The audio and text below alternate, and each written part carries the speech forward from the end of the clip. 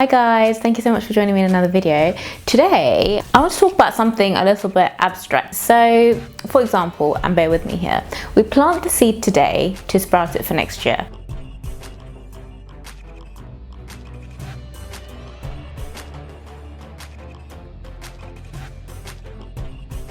That's a saying, and I say this as I'm starting to clear down the garden and get it into good shape for next year. It's really odd because it's the middle of September and we are experiencing a heat wave, which is confusing the hell out of my plants and also me. In any case, the saying goes, you put the work in today and it will pay dividends later, and I suppose I'll see gardening the same way.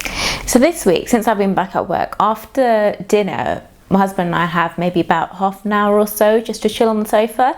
So we had a closer look at Charlie Mullins, the millionaire founder of Pimlico Plumbers in the UK. I say millionaire founder because he's worth about £70 million. So that led me to think about how we can implement some of these habits of the successful people within our own lives. So the first habit I came across was getting things done. This seems like a pretty obvious one. Those that are successful have a knack of executing things. So if you want to excel, you'll need to put the effort in and get things done. And there are always going to be distractions. In fact, we even create them to remove our focus ourselves. So to execute, you'll need to sacrifice time from other areas of your life. And I'm personally making some of those sacrifices myself, where I'm focusing on trying to build my business.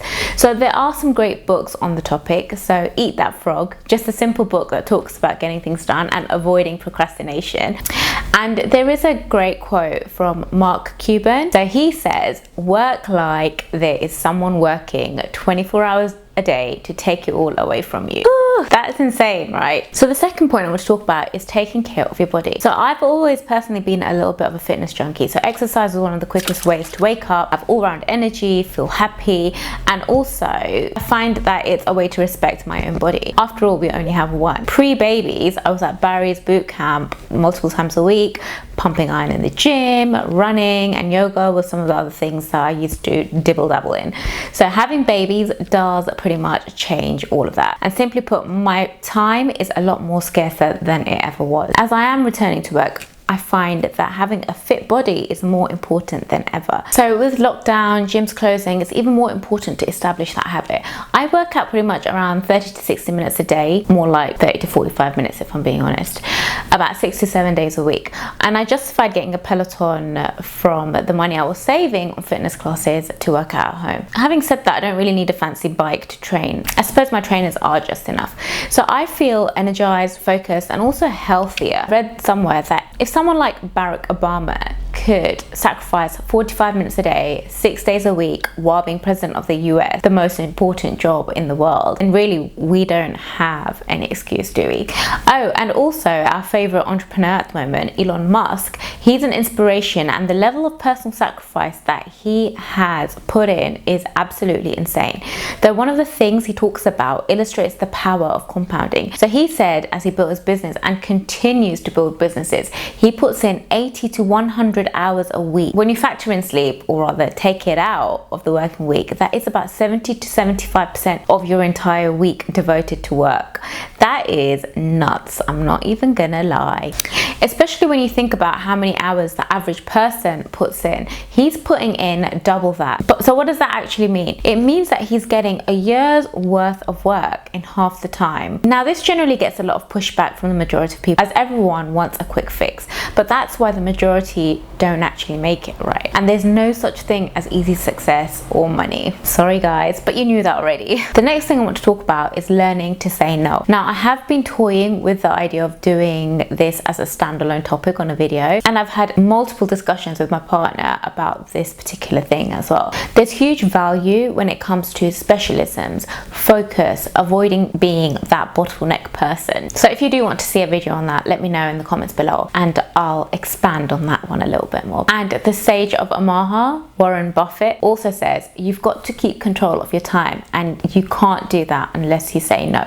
And just following on to that, most successful people say no to most things because it leads to distraction. And the reason is because we have a finite amount of time each day, and spending time which is not valuable to you is pretty much wasted. And there are polite ways to say no, and we can get into this and the psychology in another video. And a final tip for those of you that did see my desk setup video, a mantra that I do live by even before I knew that Branson quoted it, is always have a notebook with you. So I love scribbling stuff in my black book. You eagle-eyed viewers would probably have seen it make a few appearances in various videos, and there is a rationale behind that. So your mind is a problem-solving machine and making connections all the time. So it's also one heck of a filtration system. So while it's solving all the problems that you may or may not have, you have no idea what it is actually up to.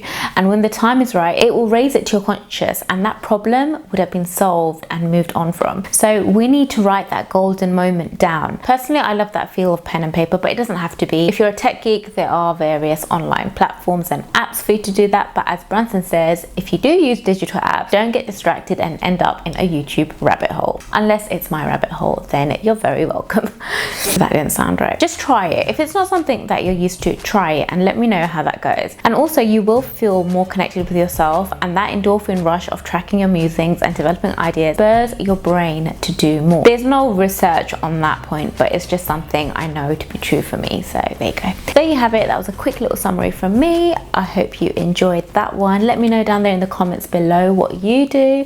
But until next time, I'm out, guys. Cheers. Bye.